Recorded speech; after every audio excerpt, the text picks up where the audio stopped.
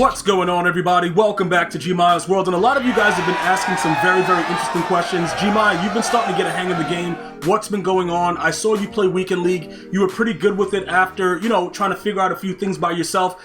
This is the whole object of Madden, right? I've been playing Madden for a very, very long time, so no matter what anyone does, I can figure out what they're doing, even if it's a glitch, it's something that's not working. So with this year's Madden, I've been going over the edge threat, I've been going over El Toro, and a lot of you guys have been having issues with understanding exactly what's happening. Some of you guys have picked it up, even though you haven't played Madden in a while, and you guys are like, yo, you're doing a great job explaining. I'm gonna continue to explain a little bit more about what exactly is going on.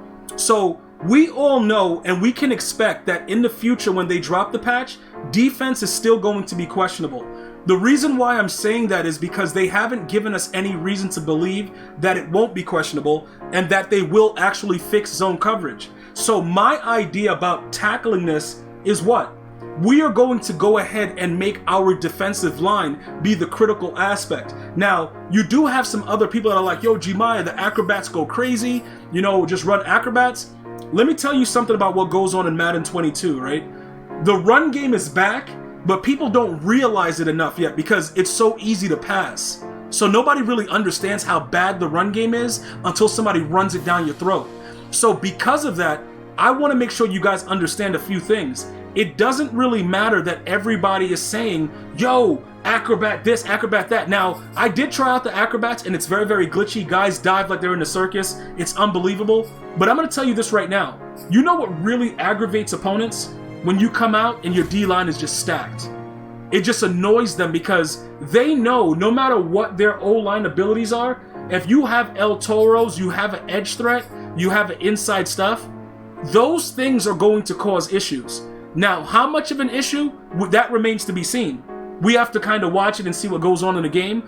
But as soon as you see somebody come out with El Toro, you know what time it is. Now, last year, it wasn't that big of a deal. Because with me for last year, even on Next Gen, edge threat was the deal. Edge threat was just monstrous. So what I did was, I got 2 El Toros and an edge threat, and a partridge in a pear tree. But don't worry about that part. I'm going to explain to you guys why I chose to do this. And again, if you guys are not familiar with what the meta defense is, the 3-3-5 wide, you guys are not really understanding the concepts of the game. And I'm trying to break it down easily because a lot of you guys that have come back to Madden after being away from it, you don't understand why you can't just run a defensive scheme that you like and you have to run the meta. So with the El Toros, right? When you put El Toros on the inside of a defense, whether it's a 3-4 or it's a 3-3-5 wide, or even if you put an El Toro inside for like a big nickel package, right? Whichever way you run it, those guys on the inside really destroy the guards of the actual O-line. So what might happen is you're going to see like bugs where a guy will just shoot right through and hit you. Why is that happening? Because the El Toro is going to shed, even if you don't have full, the full pass rush points. Because if you look at it, right, it should tell you what it does. Dominant bull rush wins from max pass rush points. So how often do you have max pass rush points? It's not usually a lot, right, throughout the game. Unless you're sacking people, you're not usually getting it. Plus, we don't have like the extra credit and all that other stupid stuff that gives you back points. We just go straight with El Toro. This is going to shed. The players that have this on the interior line are going to shed a lot more than not.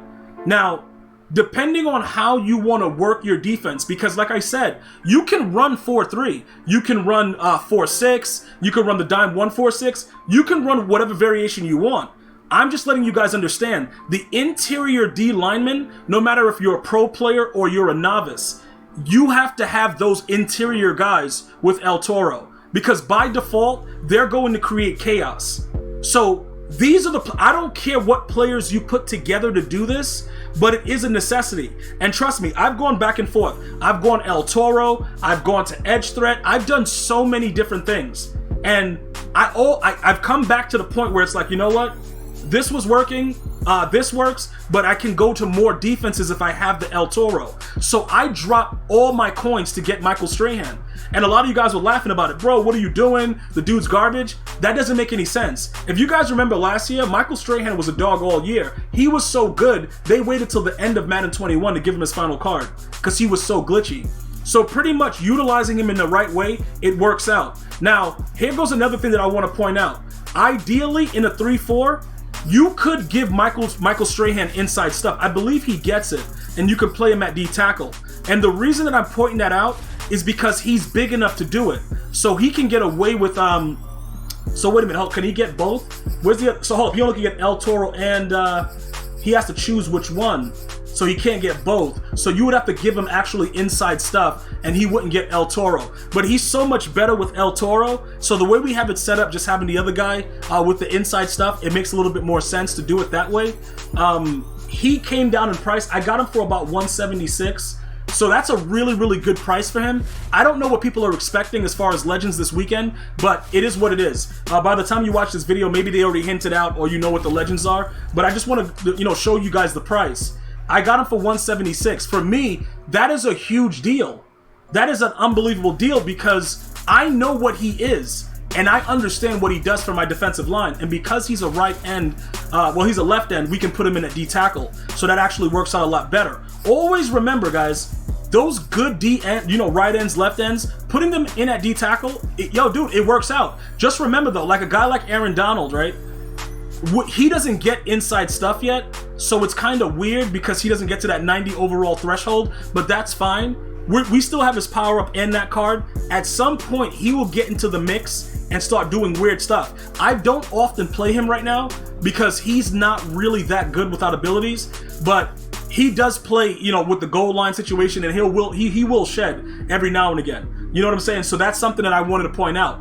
Also, getting back to Michael Strahan, because of the fact that you can put him in at D tackle, you still need to make sure you have the inside stuff. Even though it doesn't really work, they just shed and stare, like many of you guys see that. It does blow up the run in some very, very critical situations. Does it work 100% of the time? No, it does not. But when it blows up a run when a guy's trying to go for it on 4th down, it's the best feeling in the world. That's the only reason this guy is here right now. Now, I do want to power him down. Well, not power him down. I want to put him in a power up so that I only have to give him inside stuff and just leave him like that because I don't really want to use that extra 1 AP unless I have to. But honestly, right now, I don't really have any other person to put it on right now because I don't have anybody that gets pick artist that I'm using right now. Once they release somebody that actually gets pick artist, it's going to be GG's in the chat.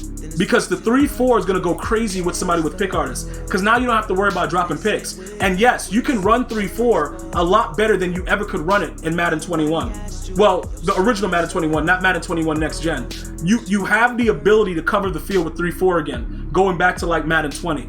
So that's something that's very important, but you don't have a lot of options as far as pick artists, so you will notice a lot of drop picks. So when these guys are out there, the edge threat has to be on the outside of the line. Okay, so if you're running 3-4, he has to be an outside linebacker. He cannot be one of the 3-down linemen because he has edge threat. If you do that, if you put an edge threat on the inside of a 3-4, it will not do anything. Please don't do that. I get you guys like, yo, Gmias, my guy's not lighting up. I know, because he's an edge threat. Edge, outside, by himself. So look, even with the dime 146, if you have a guy that's blitzing on the outside of him, you're better off using El Toro. Because you're not going to get the pressure unless he's the only outside rusher.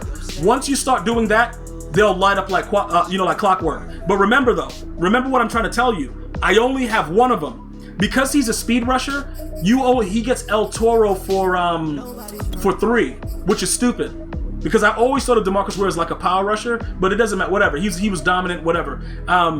That's the reason why I gave him edge threat. And when I bring out the 3-4, he just screams because I have the other El Toros and the inside stuff. So these players right now, whatever variation you want to put together, I would encourage El Toros and at least one edge threat. Because then if you don't send a lot of people, you still know he's screaming. That's the thing about it. You still know he's going to scream, so nothing else really affects you with it. And that's something that I really want you guys to like kind of get into your heads. Always look for that, that screamer, right? How do you get them to scream? If you don't have abilities and you run the nickel 3-5 wide, they'll scream off because the defense doesn't make any sense and the contains are glitchy. But if you just, put a delay fade and you double team that player, they won't do anything. But with El Toro and edge threat, they'll fight. They'll still fight through the contain. They'll fight through the actual offensive line, adjustments. So that's why it's good to have that. Again, my secondary, I'm going to still upgrade them and get better safeties and stuff like that, but it starts up front. So for those of you guys that are looking to get your defense better, I would start up front. I would start with a few El Toros, and whatever you're running, just make sure that those El Toros are on the inside and watch the magic happen. I'm going to see you guys and girls next time. You enjoy your day. Until next time, one love, y'all.